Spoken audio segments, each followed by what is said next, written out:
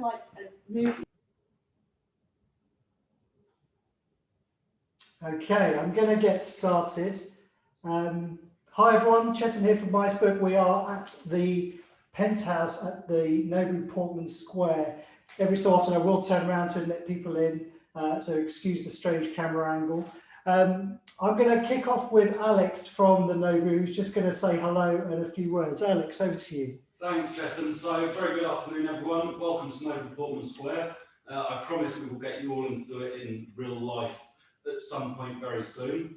So, we are opening up the hotel on May the 17th, which we're very excited about. So, we're opening up 250 odd bedrooms along with the restaurant, and then the event space a bit later in the year.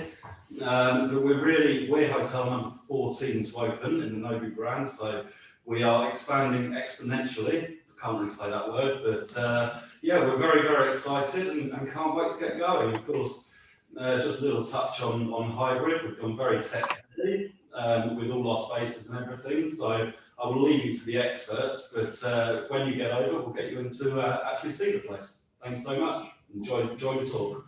Thank you, Alex. And we are here at the V Awards that's taking place celebrating virtual and hybrid. So excited to be up here at the penthouse, but they've got a fabulous ballroom with capacity of 600. 600, okay. People. So yeah, and it's opening in the summer, right?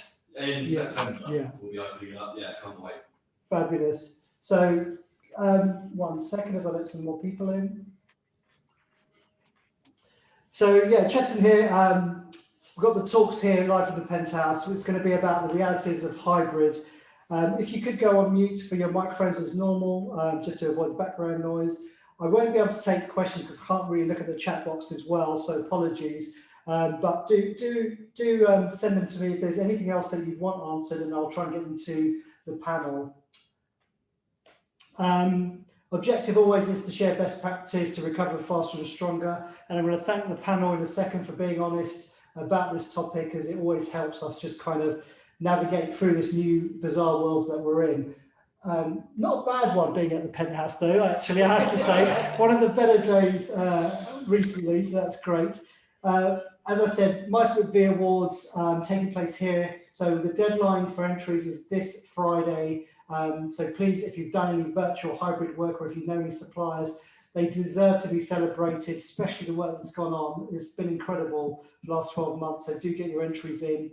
We've also got the Mayfair Townhouse event on the 19th of May, so do check out mustbeholly.com for details of that event. So we're all here, and delighted to say we've all done a test this morning. We have been socially distanced, we've done all the mask wearing and hand sanitizing, etc. So I'm delighted to welcome the panel, and I'm going to get them to introduce themselves. So where they're from, which company you're from, and also what was the thing that confused you most this morning about coming to somewhere live? Just like, I was really confused as to whether I needed, my credit card, and I had to put a watch on. I thought, do I need a watch? It was just so bizarre. Like, I had to try and train myself. Arvi, so introduce yourself, tell us. Okay, thanks everyone. Thanks Chetan, thanks for the introduction. My name is Arvi Virdee. I'm from Hybrid Event Solutions, and basically what the company does is exactly what it says on the tin. We don't have our own technology, so what we do is that once we get an event brief, we try and work out the objectives and propose the ultimate or the optimum solution for that brief, including sourcing the venue and sourcing the platform, and hopefully manage the delivery for the clients all the way through. We're a group of event technologists, which I think there's a need for in our industry. I think we've discussed that earlier. So we can work either with the clients directly or with agencies or with venues as that middle person, that glue, bringing the various aspects together. What did I have a challenge with this morning? Pretty much everything, because the first time I've been in London, I think, for over a year. So I did try on a few different jackets and stuff, which I haven't worn for a while. And they had creases in them, so I thought, let's just go for the safe option. So apart from that, I managed to get here and remembered how to get here, Google Maps, etc.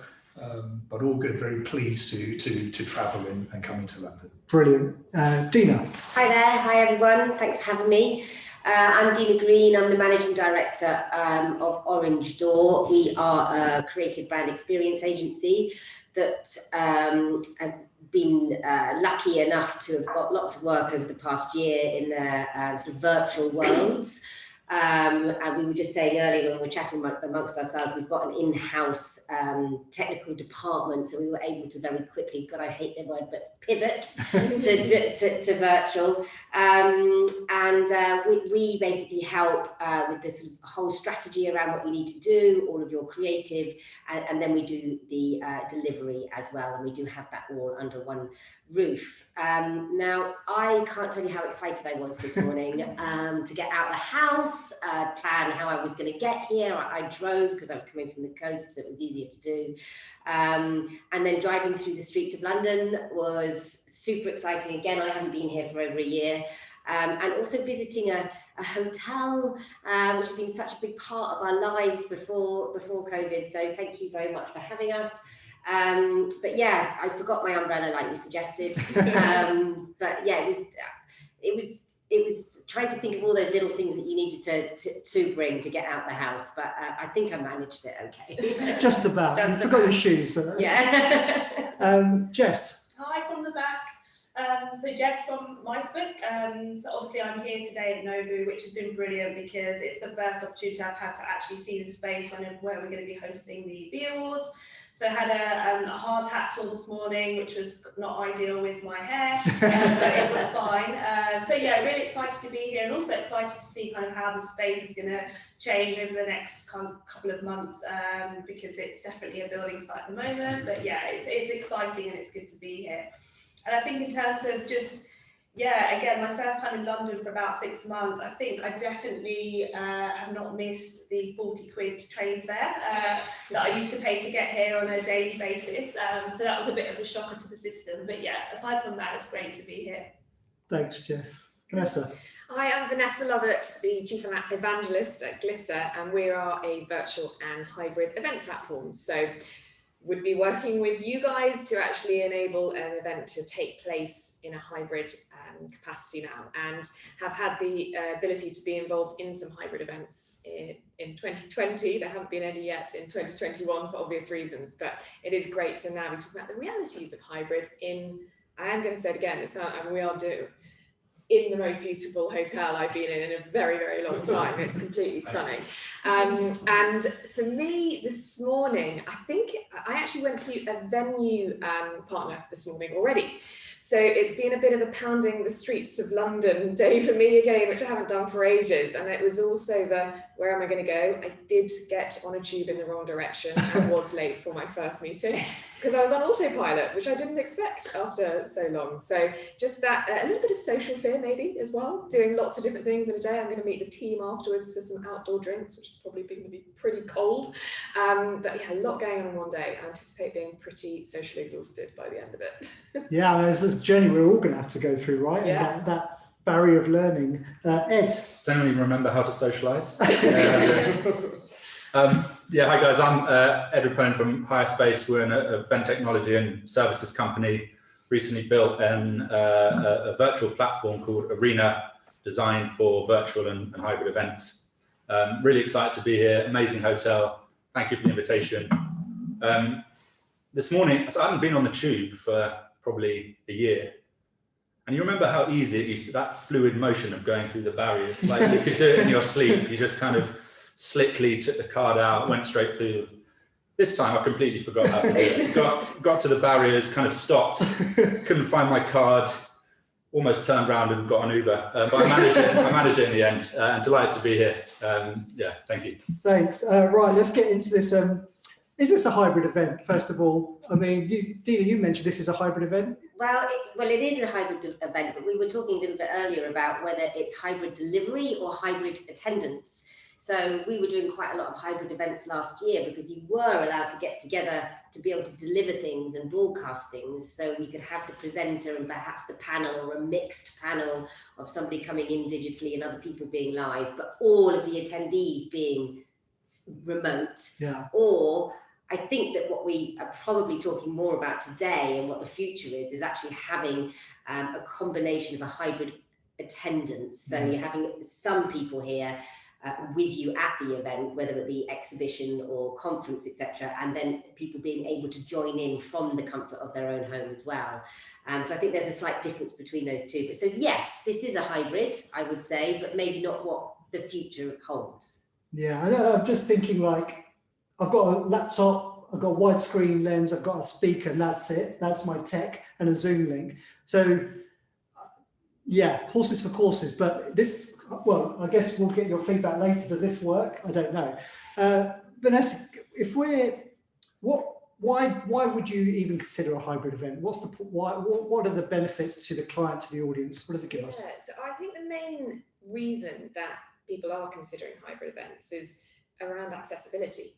So for the foreseeable, we are still going to have access problems, whether that's involving international travel or even domestic travel, actually, and numbers as well. You know, we aren't going to be able to get the same volumes of people in a room together for the, again, foreseeable. We don't really know exactly when things are going to change. And so hybrid gives you the scope from an access perspective. But I think the other thing that people are also starting to identify is it gives you more scope from a content perspective as well. So you may previously have been limited by the number of rooms in a venue that was either available or affordable, and the number of days that you could ask people to take out of their regular working day. But actually, with the hybrid approach, we're seeing more companies exploring sort of expanding the longevity of an event and having, you know, bite-sized pieces pre and post the main event. That does really expand the sort of horizon of the event overall. So I think expansion is probably the word I would use to summarize that. And there are many different levels underneath that. Can get quite complex, which was something Ed observed earlier. We need to really try to minimize that complexity too. Yeah, what was your, so Ed, tell us, you made a point earlier, which was quite valid, and I think everyone agreed. Tell us about, you know, the levels of hybrid and the simplicity. Well, I think there are, firstly, I think to answer your first question, for me, this absolutely is a hybrid event. We've got content that's being created, we've got people engaging in person, we've got people engaging digitally. And I think at its most simple, that's what a hybrid event is. And in many cases, it doesn't need to be any more complex than that. And I think there is a huge amount to hybrid. The possibilities are endless, but we don't understand all of that yet.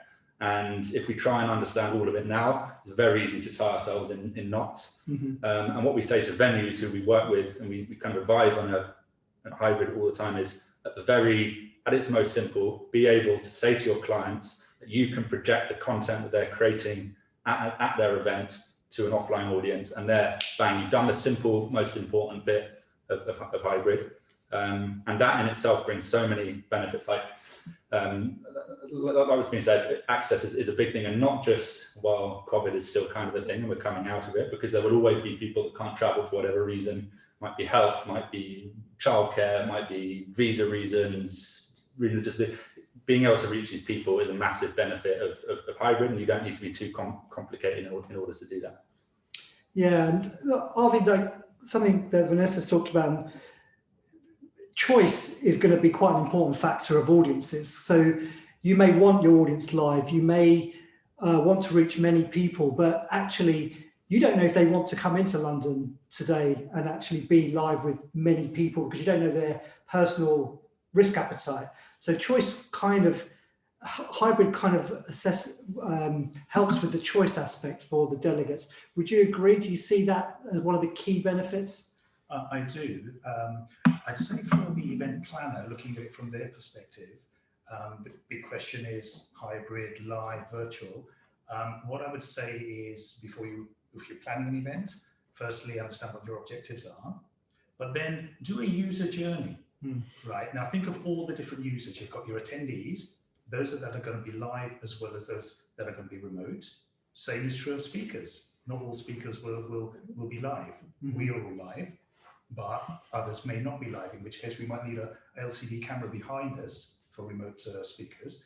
You may have exhibitors, you may have sponsors, you may have a production team, both live as well as remote.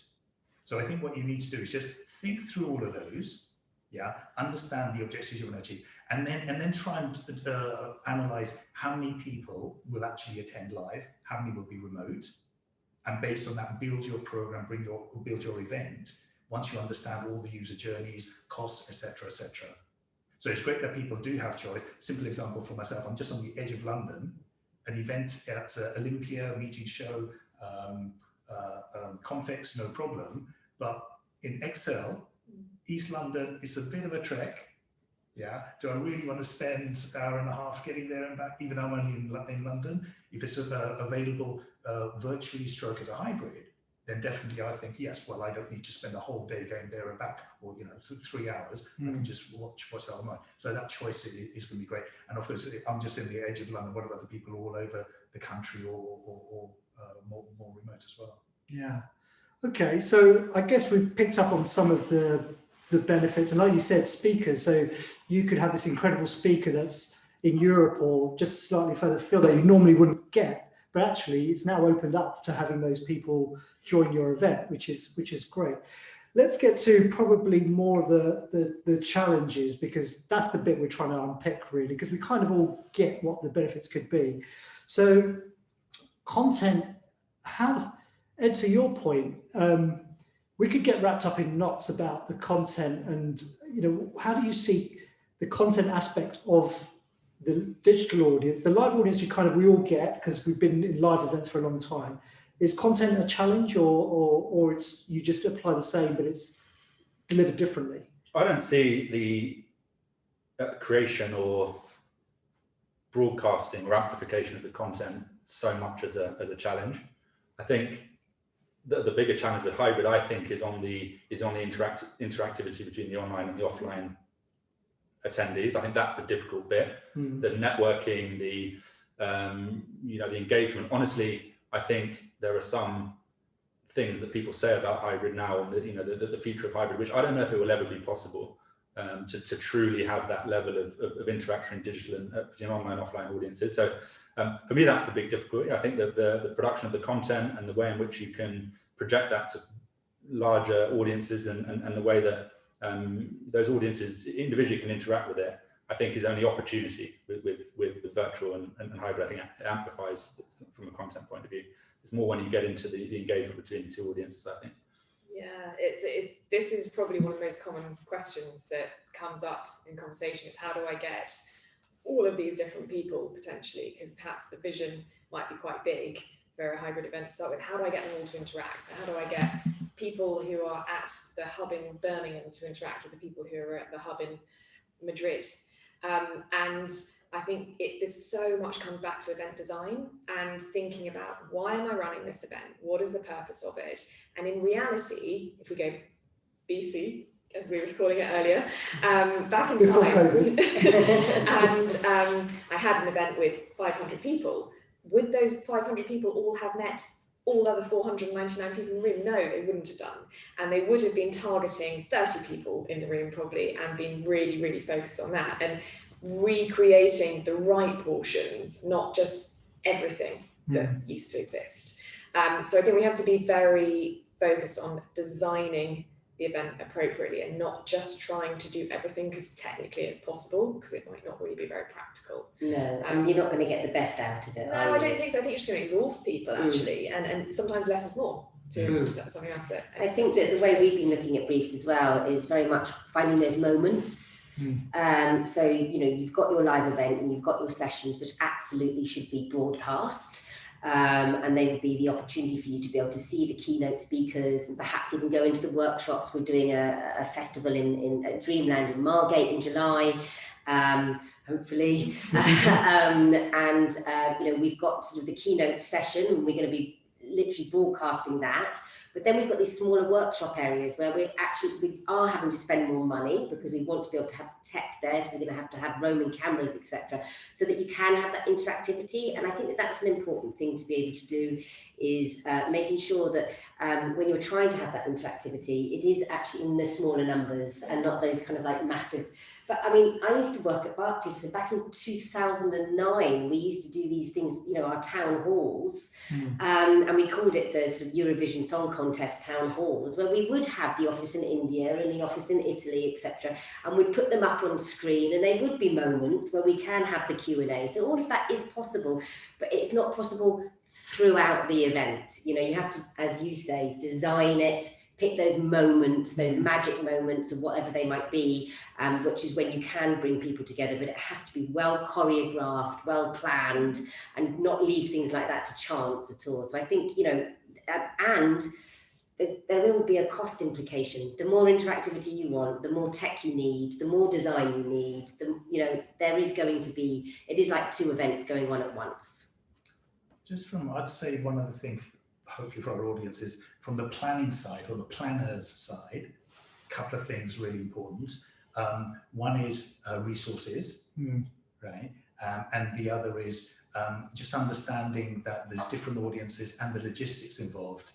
So it may well be, again, I totally agree, try and keep things as simple as you can. For the bigger events, where you're going to have people attending as well as people remote, you may need to think in terms of, they have totally different logistics paths, which you need to think about. And we've all been through virtual events for the last year, we know live, and you may need a different team. So that is something that you mentioned cost, Dina, that is something you just need to factor in from the planning side. Questions, do you mean like a different team to make sure that the virtual attendees have a great experience and a different team for the on-site attendees? Yes. Yeah, I love that idea. Yes, really that's absolutely what we're doing as well, is that we've got people, so we've got a producer that's specifically, just using this festival as an example, we've got a producer that's specifically about the virtual side of the business. We've got an overall director lead, an executive producer lead, but we've got somebody who's looking after content, and that's crossing both, of course. We've got a content producer, but we've also got the virtual producer as well as there's an exhibition there, etc. We've got, so you do need to. Would they ever clash? There's one person in charge. Surely, collaborate. Yeah. Well, they're all part of the Orange Door team. So no, but what I meant was, you know, like the virtual producer will absolutely be passionate about delivering an amazing virtual experience.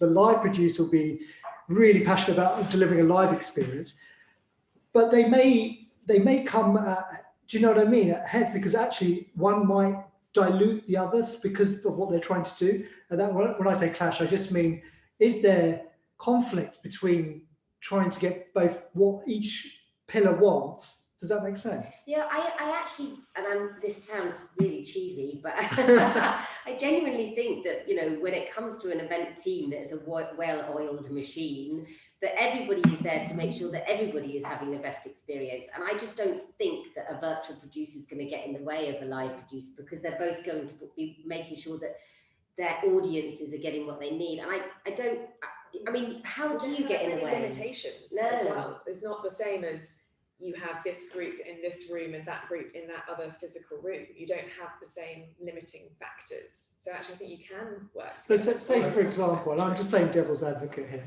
Say for example, want to fight, don't you? I want to fight. No, but say for example that your virtual producer really wants to cut to camera and do a live interview with something that's happening at the festival, and your live producer going, no, but then what do my audience are, you know. That's what I kind of mean. Well, they need to be planned together, you see, because what will happen, it's like when you write a storyboard for a video that you're putting together or whatever it might be, you write a storyboard for that event, and you write the plan and you map it all out for the virtual as well as the live, and you make sure that everybody knows what those, it's all about the planning. I mean, it's the same as a live event. It's just, there's more going on here, and you just need some more tech-orientated people to be able to deliver it. But it's just all about making sure that you have planned every minute of that event before you're actually on site, and rehearse. I know we're not taking questions, but I'd love to have comments in the chat just about what you're hearing today, whether you agree. Do you agree with Dina today? I mean, what she said. Whose side are you on? Do you know what? I know. Be nice. It'd be really interesting to hear some comments in the chat, just so we can review them afterwards to see what your thoughts are about this subject. And obviously, being a virtual audience, everyone else will be able to see the other comments. So I'd love you guys to be in dialogue together, and it'd be really interesting. Please. Challenges I could talk all day on, so I will try not to. But firstly, I just really want to say that the concept of having 2 people for the virtual and in room, I think, is genius, because I've been doing a lot of research with corporate event planners, and one of the biggest concerns they are raising is, how do I not make the virtual attendees feel second class, basically. How do I elevate the experience from two? So having accountability allocated to that makes no sense. But the other thing I was going to say is the technical challenges, of which there are many. And you guys were talking there about what if your virtual producer wants to have some footage being filmed. One of the challenges that we've discovered recently from a hybrid event was that when we had the right tech in place to gather the video footage required, it made it really hard for the in-room attendees to see. So we had to completely rejig the room. So you've got to start to think very carefully to overcome those tech challenges around your venue partner, your tech platform partner, yourself as in the event organizer, and potentially using a provider who's going to help align all of those so that you don't find you're encountering those challenges late in the day. And like you said, practice, so many. We can't take questions today because it's quite challenging from a tech perspective. Like all of these little things that play into it that ultimately are what lead to success or not. So even the most simple of events have their challenges and complexities, and don't underestimate them. I don't mean that negatively.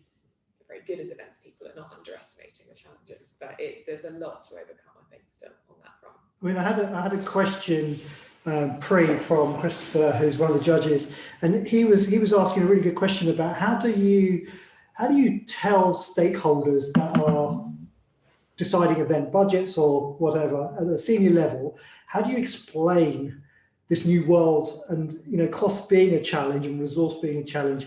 Ed, what would you say to try and convey that and get them on board?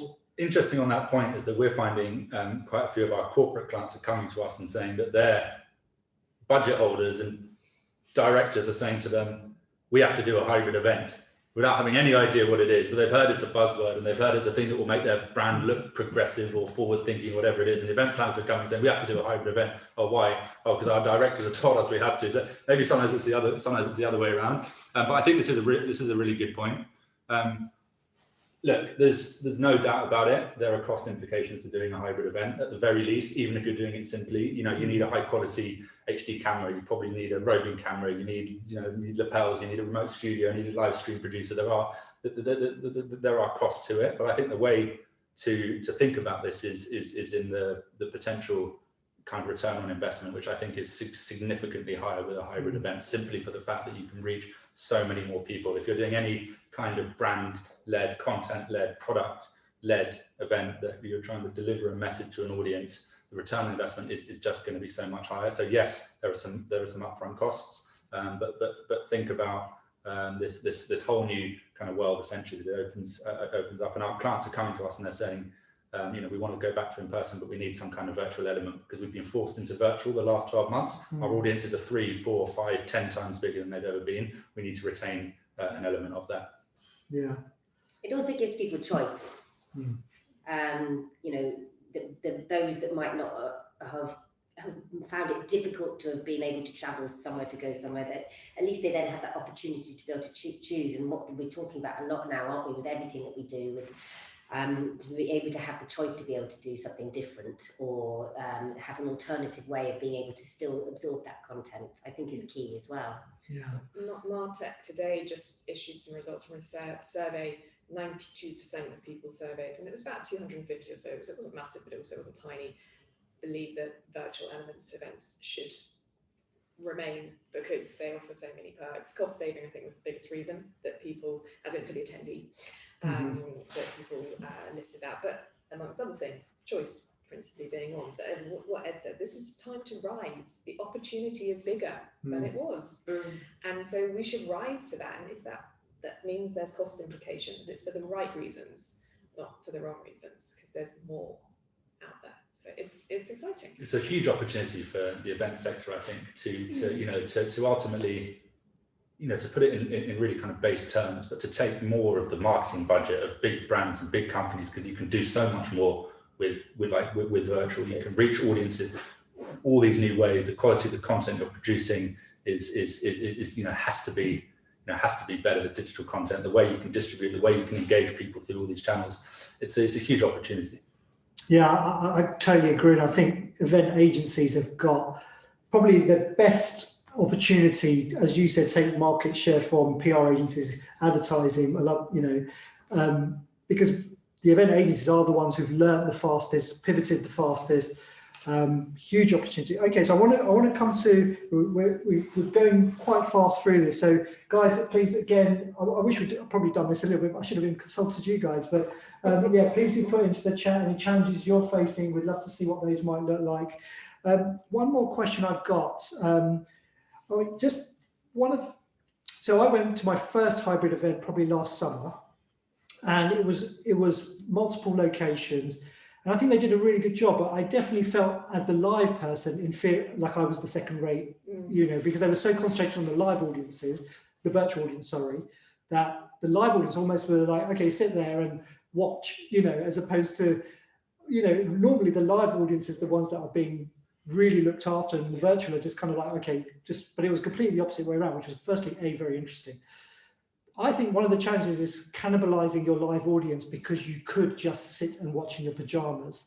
What do you guys think? Do you think that's a real challenge, and will events have to offer so much more to get people off their butts onto trains and into venues? Who wants to take this? I think giving my example earlier on of traveling to Excel, yes, there's got to be some real incentive. All right, so. Of course, actually getting there, meeting people, that's what live events are all about. But there has to be a bit extra now. Yeah. So why should I travel? So there is a challenge, but just going back to the previous discussion you had, I was just going to say, it's a great time for us in the events industry to become disruptors. Yeah, because the market is all over the place.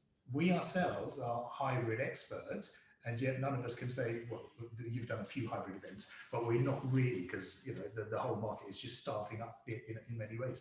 So it's a great opportunity for even event planners, event agencies to come up with new ideas and present that to their clients who have budget. They want to do hybrid, they don't know what it actually means. So think of really creative things, dance, this, that, and the other, yoga, meditation, both on-site and remote, and really throw things in, and you don't know what's going to stick. So I think there's a great opportunity just to be really creative and do something different. And back to the point of whether people are going to be second-class citizens when they're there, or and their appetite to go. I genuinely believe that a large majority of people love being with people. And part of the reason why the events industry has been so successful in the past is because we are the makers of getting people together, and I think that people miss that. We test the water for this creative festival that we're doing in July, and it's mostly for the ad industry, and they cannot wait to get back together. I mean, literally, and that's because they had been denied it. And so I wonder how this goes on, in years to come. However, people are going to be able to make that choice again as to, we love being together. I mean, as soon as you put this little note out, I was like, yeah, I'm there. I couldn't wait to be here just to kind of like engage with other people and not be in my own room. And which is what I'd be doing here, is I'd be watching it through a screen. Sorry. Yeah, sorry. I lucked out on that one. No. So I think that people will still want to do that, but it's more of those people that can't come, won't come. Yeah, I think crap content won't cut it. Yeah. We talked about content. Let's be honest. Back in the day, you could stick in a few fluffy sessions and get away with it. You just won't anymore, because people go, why would I bother traveling for that? Well, is that could be for almost more importantly for the virtual side as well, right? Because to Dina's point, even just being together is a value add to going. But sorry, carry on. Well, just crap content in general, you just can't, you really can't get away with at all. And then same point, the extras. So maybe it is the fabulous venue which people really want to go to, or it's the fabulous location, or it's something else. But I think that they were there already anyway. Before BC. Yeah, that's true. They were always people were all, whenever we looked at a venue, it was like, what was the venue that we're going to get people to be there? Oh, we haven't been to the new Nobu Hotel. Oh, I want to go. I mean, that was definitely a draw for me today. I was nosy, I wanted to come and see it. So I think all of those were still there. So I think it just goes back down to human basics of just wanting to be with other people. And whatever anybody says, and we have tried so many great ways of networking online, there is nothing better than that serendipity of bumping into somebody at the bar and having a drink and, oh, you know, so-and-so, you know, and then the piece of business blossoms out of it. I mean, you can't replace that. So Glisser, for example, was, well, you tell me in a second, but technology-wise, can any virtual platform pretty much deal with hybrid, or is there anything specific that is technology that facilitates good hybrid? Yeah, it's a really good question, and let's be honest, it's a minefield out there. I'm in the sector and I struggle to keep up with the platforms that are out there, because they not only are there new ones literally every week, but they evolve every week as well. So it is really quite challenging. But what I am completely confident of, and this is probably from my days pre-Glisser actually, is that they aren't equal. There are definitely different platforms have different sort of strengths and weaknesses. And this comes back to your event design. What are you trying to achieve, and therefore what you should use? But I think the platforms that are going to really succeed with the hybrid are those that genuinely do enable a synchronized experience for those in room and virtually. So I would like us to strive to ban the phrase, I'm just going to share my screen, because it's just painful. So that means you need to look at tools that have embedded slide sharing, for example, where those people watching in the room are having the slides operated by the same system that's operating the slides that are going out virtually. When polls are being shared to those in the room, they're also being shared synchronized to those virtually, so that all the responses and answers come through together. You can have like lottery draws that incorporate those that are in the room and those are virtually. There are so many different tools that you can use to create that synchrony. And having the announcement of, and our winners are Jenny, who's sitting in the room with us, and Arthur, who's watching from his desk in New Zealand, wherever it might be. That creates that synchrony, and that's, I think, the difference between a sort of wannabe hybrid event and maybe a bit more of an actual hybrid event where it's truly synchronized. So it's just event goals. It always comes back to event goals. I think that's very important. Don't focus on the tech, focus on the goals, and then get the tech that fits it. Yeah. Ed? Completely agree with everything that Vanessa said. For Arena, we're looking at things. I think it's great if you're in the room to be able to understand. So if you're an in-person attendee, delegate, great to be able to understand how the virtual audience is responding to the content that you're both consuming. That's not always an easy thing to do. So we're looking at things like big feeds that show how the virtual audience are engaging with content, but projected to the live audience, for instance, so you get that element of interactivity. I think you can look at things like audio breakouts, for instance. So you keep the production costs down. You can do simple, so you don't need all the video, and you can have audio breakout between in-person and off-person. It's another feature that we built in, just to like a Clubhouse, almost like Clubhouse, yeah. Okay. And it means you can have that interaction, but you don't have all of the same costs. So it's also a really nice low pressure way to do it as well. As if you guys have been on a Clubhouse, you don't have to think about, oh god, what's behind me on screen, and have I got stuff in my hair, and things so on and so forth. I like the audio aspect as an addition, because I think it makes life just a little bit more relaxed and a little bit easier access, to be honest. And we were talking about access at the beginning. It's all about access too. Yeah, I love the way you can just be, you're doing the ironing or making the doing the ironing. Not an event maybe, but maybe I'm talking about Clubhouse here more than hybrid events. It's so low stress. So. Yeah, so low stress, and yeah, it takes pressure off, as you say. Okay, I might come back to a few things. So I want to move on. So Dina, you mentioned, can you give us an example of good hybrid application that you've seen? I'm going to keep banging on about the interactivity. It's all very well having an event that you're just broadcasting live and people can just come and dip in and out and watch it. But it goes back to having that opportunity to be able to engage somehow or other. There's something exciting about seeing the faces of, we can't say because we can see ourselves here, but when the faces of everybody on a screen, when you're somewhere when you're there live as well. So if there are opportunities to be able to do that and actually bring up, it's a bit like the Anton Deck Saturday night, isn't it? When they had all of the videos, and I mean they nailed the kind of hybrid, haven't they? And that was one of the things we spoke a lot about at the beginning of last year about the broadcast quality, isn't it? The thing that really makes the virtual event work well is that you really do have to, although we can do it simply like this, if the more you up the quality of the event, the kind of like that kind of premium broadcast that you get, the kind of more TV-like that it becomes, the more exciting. So I think that it just depends, again, as Vanessa keeps saying, what are your objectives? What are the important things to do? But I think that a hybrid is definitely about that interactivity and how you can be able to bring both audiences together. But at the same time, not think to yourself that every moment has to be live and virtual together. That could be a mistake, right? Yeah. And it's okay for you to have some moments that are more specific to the live audience, make them feel special, and have the opportunity. You can't sit, I don't think, for an entire day at your laptop watching one event. So take that into consideration when you're planning. Think about what the attendees are doing if they're watching from home. Give them the opportunity to be able to go and make their sandwich. Give them the opportunity to be able to go into another area on that site, to be able to go and see and absorb content and watch content that is being pre-recorded.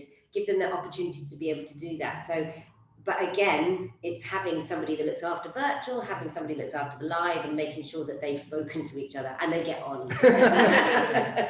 Vanessa, you had, I liked your, tell us about a good hybrid application, because you've got a good example. Yeah, so the one I shared earlier, and I've actually thought of another one as well, which is possibly even better, but the example I shared earlier was around a company that decided they wanted to run a meeting every month for the same group of 200 people.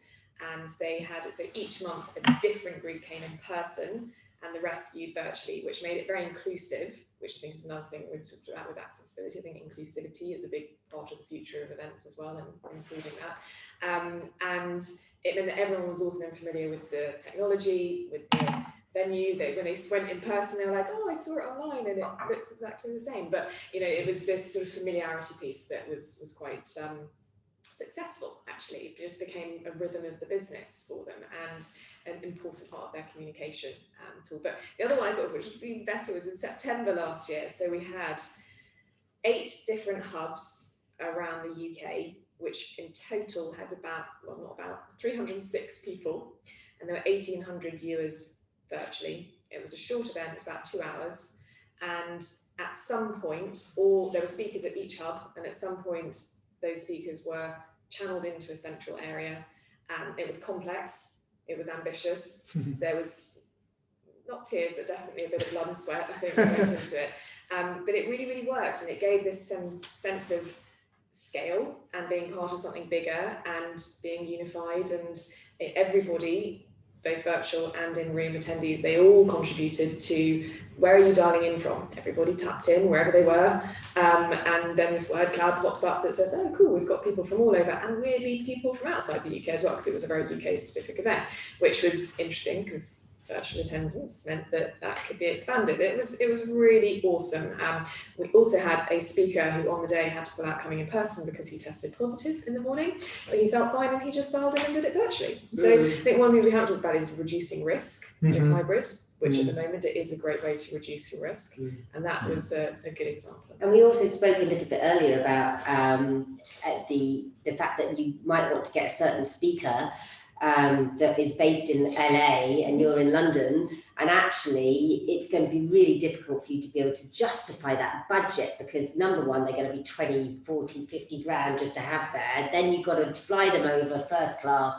Then you've got to be able to put them up in a hotel, and then they're here for 2 days, and all of that kind of, whereas actually for a lot less, you could probably get them to either do a pre-recorded simulive, as we call it, pretending that they're live, so you get that perfect kind of broadcast, but then be there for half an hour to answer a Q&A session afterwards. So that's a great way of using hybrid as well. More likely to say yes. Much more likely to say yes. Across the world Exactly, as well, so, exactly. Yeah. I just want to pick up on the hub and spoke briefly. Hub and spoke. Yeah. So I haven't heard that phrase. Okay. You mentioned hub, so I thought I'd throw in the spokes as well. Nice. And maybe a lot of people don't know this, or haven't come across this. There's an article on Events Industry News going back a couple of months. 6 cities in the north of the North Midlands got together, Birmingham, Liverpool, Manchester, amongst others, and they connected all their convention centres together using a common technology platform, right? With a view that you could have a single hybrid event with people actually physically going into the spokes, right, the different convention centres. So I think this is something, especially for venues who've been a little bit lost as we've all gone virtual over the last year. Okay, it's a great opportunity for them to participate. So in that example, you could hold a virtual event, a hybrid event and a virtual event, different spokes, hub and spoke around the country. And credit to Glisser, because I think Glisser's teamed up with ETC venues. Yeah. Oh, see, we did this with. And I think the same principle, I don't know the detail, can be applied there, because I've read the press release. ETC venues are they're putting Glisser onto all their hotels. Yeah, we work with them every day. So all their venues rather, venues. with a view that you can have this, one single event with people attending locally at ETC venues all around the country, which is a fantastic concept. And that's the great thing about that, is it's not just around the country. The hub and spoke works really well for global organisations, because it means, which has been going on for years. All of this has been going on for years. It's just that people have not been using it probably as much as they should be, and this has just escalated the digital revolution and it's a good thing, and it also brings to the whole point of sustainability and thinking about the environment and how important is it really that you have to fly there. Why can't you? I know that it's more, we all were keen to be here today, and you do want to get there and be the live person or whatever. And I was actually talking to somebody about this the other day, that is this going to, another question to throw out there, is the hybrid world going to therefore restrict the more junior members of staff from having the opportunity to be able to go to that conference and meet those more senior people, etc.? Because actually the way that I feel as though clients are going at the moment is that they are picking the really sort of more senior, important people to be there to get together, which goes back to the whole thing about people not being in the office and not learning from having that mentorship, etc., because everyone's working remotely. Well, the same kind of goes for events as well, because quite often when you get the all company get-togethers, there are some very junior members of staff that maybe have only just joined or wouldn't usually get that opportunity to be able to, number one, go to a foreign city, but number two, to be sitting next to their CEO at lunchtime at the buffet or whatever it might be. So there's those kind of, there's almost just a way of picking maybe not just the most senior people, in that companies and brands need to think about how they can be a bit more inclusive over when they do their hybrid as well. Yeah, so that's a whole new talk, isn't it? Because that's really interesting. You're right, because people are not going to offices as much, so that FaceTime, literal FaceTime, is not there. And I kind of figure that, like when PwC had their article about basically you can work from wherever you want, whenever you want. But I was like, well, I reckon that organisation is possibly going to do way more events, because they're going to have to get the people together somehow. And even if they're hybrid or virtual or spoke or whatever, I think the event industry, once we come back, will actually be even greater, because people aren't in offices. I agree. In fact, fingers crossed. I was looking at, before I even came to Orange Door, I was looking at new ways of working, before COVID, before everything like that. And I was thinking, save the money on the office space and do 4 amazing all get-together events a year. And that would be the, helping with the culture, etc. And so maybe that's the way forward. So 10 minutes left. So I've got some obviously experts here, just from obviously looking after the V Awards, which we want to have, where we are having live, but we definitely want a great virtual audience, great virtual experience. From what you've heard, what do you think? Do you think we can, I won't just set up a Zoom and my laptop, even though I'm as tight as anything that you've met me, I am. I mean, there were some really good nuggets there that I'm definitely going to apply to the event. I think the piece around resource and actually making sure that you have got somebody who's focused on the virtual and the hybrid and the live is so key. And I think we probably have to have a chat about kind of how that's going to work. Oh, and I also think as well, the piece around like not having to do the same for both audiences. So we, you know, and it's stuff we're talking about already, but just thinking about how we are going to essentially have 2 production schedules running. So we are going to have the live production schedule, and we're going to have the hybrid as well, and the virtual, because I think, you know, we have to think about those moments. And you know, I've sat through a couple of fully virtual award ceremonies in the last few months, and you know, there's obviously things that have done really well, there's things that maybe not done so well, and I just think, you know, I have to be honest, I haven't always been engaged in the content in that hour, and that's because I think there's, you know, elements of the event that perhaps are missing. And I think, you know, with awards, you want to kind of recreate the best bits of an award ceremony, which for me is that kind of energy you get from the crowd when there's a win and you're on stage, which you can't necessarily feel from the, like, you know, when you're sitting at home trying to celebrate somebody else's success or whatever it is. So I think, you know, our approach is probably looking at that kind of like our senses, our 5 senses, it's designing that event to think about, okay, well, if you're virtual, then it's just about sound and seeing, and the rest of it actually you can only create when you're in the room. So it's the touch, the taste, the smell, just all of that stuff. And I think we probably have to think about those 2 audiences really, really carefully. So yeah, thanks, because there's some good things there. But yeah. So opening up to you guys, what do you think? I mean, I really like the audio idea, actually. I think that's pretty cool, because I don't know how we will do. Well, we'll use your platform, obviously. But I like the idea of people. The work here is done. But I like the idea of, if you're not in attendance, but you can still chat to people and get that buzz of. Yeah, because you need that. Otherwise, it's fairly flat on the, you know, if you're sitting at home and yeah, you're just missing out on a huge part of what an award ceremony should be. I also like thinking about, actually reminding me of the ant and deck stuff. One way I think, you know, it's almost like testing your audience. Are they really engaged? Are they listening? So it's if you can, you know, jumping in on them and being, are you there? You know, are you with us? Are you in the room? Sort of thing. And bring them live on. Because it's win funny, a car. Yeah. When you look at that ant and deck audience, and you've got some of them who have, you know, muted themselves and they're quickly on the phone, and then they're like, "What are you up to over there?" Yeah, I'm here. So I think there's some. Well, we did exactly that actually back in May. We did the Creative Circle Awards, and we were like one of the first. It was like we were supposed to be doing it live at the Tropsy, and we had the client make the decision of like, we're just going to go and do it virtual, and we broadcast it on YouTube, and we had Edith Bowman presenting it all, and she did that all the time of like, can we have a shout out, tell us where you're from, and it was in the chat. The chat was awesome. You know, that was the best bit about it all, and everyone was making comments on the presenter's clothes and the, you know, whatever it might be, or, you know, and they knew each other because they're a community anyway, and you know, they're all taking the mic, and so that, you know, to be able to have that, and we're missing it now, aren't we? We're then taking the mic out of us. Yeah, imagine we had got a screen there actually, and I could have thought about it and put it up on screen and watched the. I know, but I think you're absolutely right. We could have watched the chat, and then we could have responded to it, which would have made them feel more engaged. So this is how not to do a hybrid, basically. But it just shows the opportunity and the potential, which is actually quite exciting. All right, we've got like 5 minutes left. So yeah, is there any other comments, final? What else could we do for V Awards? Anyone else? Just on that, so it's quite increasingly becoming common. I'm not sure Glisser just yet, haven't looked that far, is to get members of the audience to actually come on screen. So of course you can do that in Zoom, but there are many platforms now. And so for the awards and stuff, that would be great.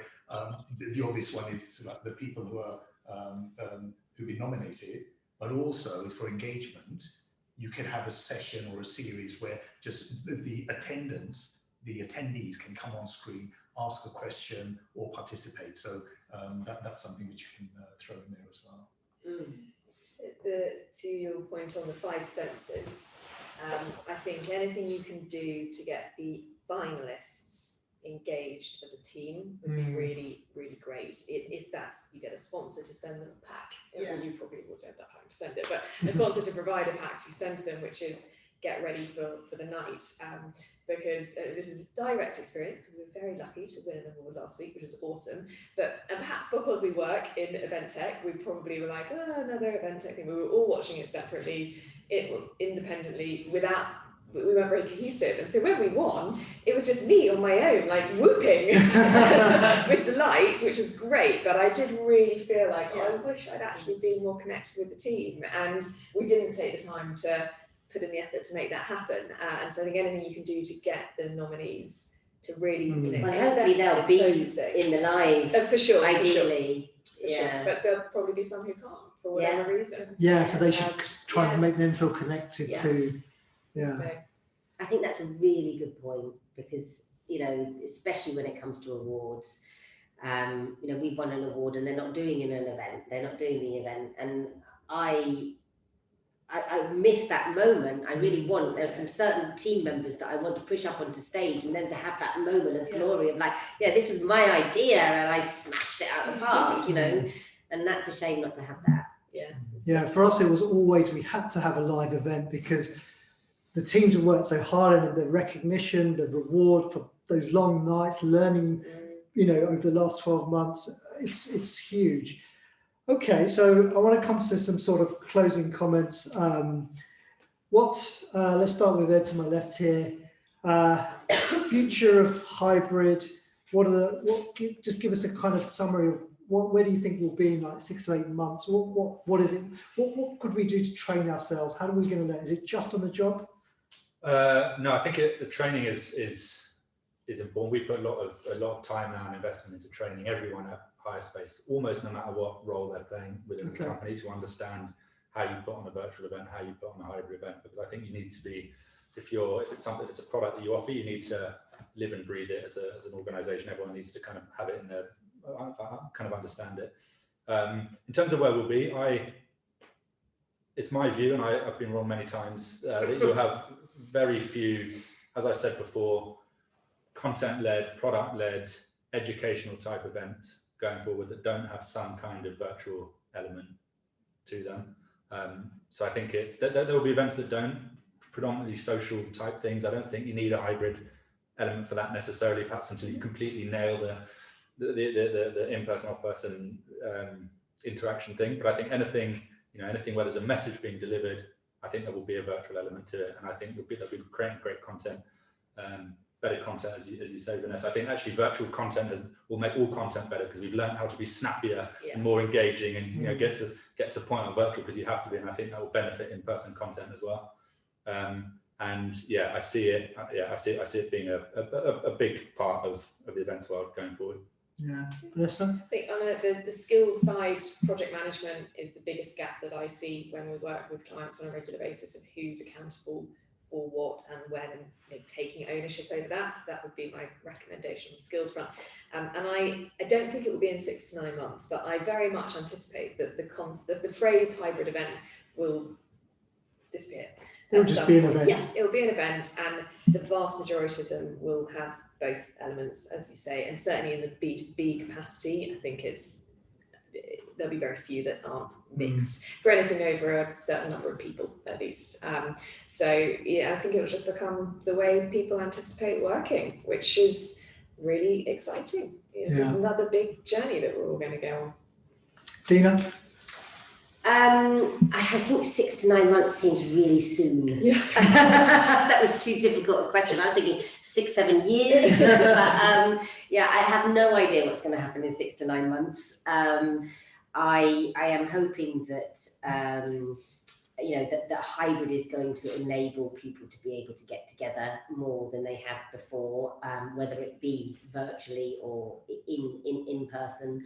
I totally agree that I think the word hybrid will go away. It will just be a part of the event. In 6 to 9 years time, I just think the tech's going to get better and better and better. Everything is going to be on your app. You can walk around Hyde Park and be at an event. I know you can now, but it'd be much more the norm for you to be able to just dip in and out. But you look at, I've got 3 grown-up kids that are all in their 20s, and you know, they you know, emails for old people, you know, and they're just constantly on their apps and viewing stuff and taking in content, etc. And I just think that, you know, live events is just going to be creating more and more content for people. Mobile. Yeah. Okay. Thank you. Just basically, they both said what I was going to say. What they said. That's so fantastic. Yes, there'll be no hybrid. In fact, I was going to quote Mike Piddott, the CEO of Glisser, that he mentioned this at ITM yesterday. Yeah, he said basically, you know, there'll be a period not too far off where there will be no hybrid, there will be no virtual, it'll just be events. And yeah, be totally a part of what we do. And of course, as you mentioned now, Justina, a lot of it's going to be on here, whether it's virtual, hybrid, it's all going to play out here even more so than it has done. And that's where it's going to continue. And great example, you could be in Hyde Park attending an event with the kids as well. So that's how it's going to go in the future. Thank you. Alex, is the hotel prepared for all these tech questions and Wi-Fi ready? And it's still a work in progress. I'm not going to lie, to be honest. And you know, we are working, because we are very much in the hands of our AV providers. And so we are listening to them, we're learning from them. And I mean, I'm a salesperson. I only learned how to use Instagram about 3 weeks ago. And so it's still a constant learning lesson. And of course, you know, as you said, the tech is constantly changing. And so we've been in such a fortunate position that we can build the hotel with the current tech, and a bit of an overshare. We're already ready in 3 years' time to invest and change it all again, because we know it's going to be better. The screens are going to be better, the cameras are going to be better. We might need more for hybrid events. And there's another thing that we are thinking about, and it's, do we need to make hybrid packages? You know, and you're talking about reaching out to the guests that aren't in attendance. Do Nobu need to be involved in that? Why should it just be the agent's responsibility or the corporate responsibility? I love that. Yeah. You know, send a bit of the venue to them. We can't package up a bedroom, but a decent bit of sushi or etc. We can do things. That's great, isn't it? For the viewers, so imagine we're here. Slippers. Yeah. Yeah. If you want to try it out on us, like Well, thank you so much. I know we're probably just about over time, so apologies for running slightly over. Thank you everyone for joining virtually. Thank you to my fabulous panel for their input today. I think it's a really good session. Really appreciate it. Alex, thank you for hosting us. Thank you very much. Mobile, please, voice.micebook.com to be on mobile with our forum. And also the V Awards closes this Friday, so please get your entries in. Mayfair Townhouse, 19th of May. Thank you all. Have a great week. Have a safe week. Thank you.